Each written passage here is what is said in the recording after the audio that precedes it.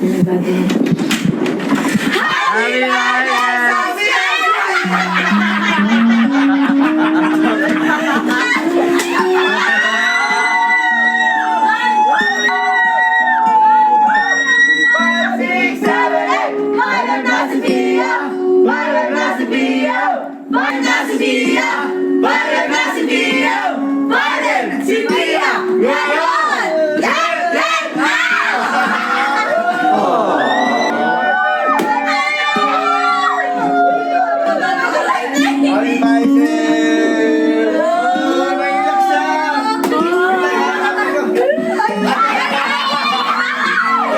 Di ba yung nag-start pa, ano?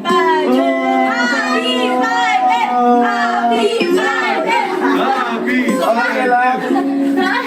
Happy birthday!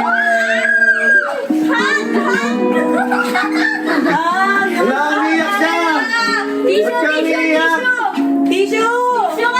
Ba't ka umiyak? Yung damit mo, yung damit mo. Okay ka lang? Okay ka lang? Itong damit ka na lang.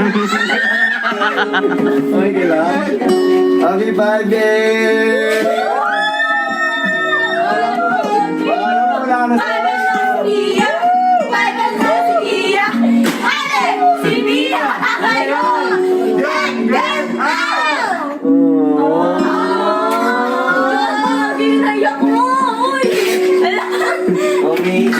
Hindi, huwag ka umiyak. Akala mo nakalimutan na namin, no? Ganun niyak. Deserve mo to, sobrang deserve mo na ito. Sobrang deserve din siya. Sobrang deserve nito lahat kasi yung followers ito kasi sobrang bait nyo. Sobrang hindi kayo madamot. And sobrang hardworking mo lalo. Dahil mo napapasayang tayo. Kaya sabi ko hindi pwedeng hindi mo ma-experience na ma-surprise sa 5M. And sana naging masaya ka sa maliit na celebration natin dito. Maganda, no? Lahat kami tumulong dito. Si Paolo, si Riley, Kenan. Yan sila. Kakarating na din ni Kenan. Pero yun. Happy 5M.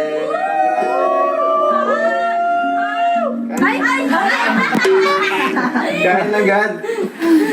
Nagugutom na natin. Ano sabi niya? May message daw si Ate Shing. Ano message ba? Si Ate Shing pa yung iyak din.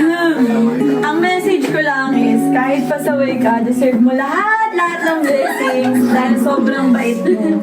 Sobrang genuine niya sa person, dami na napapasaya.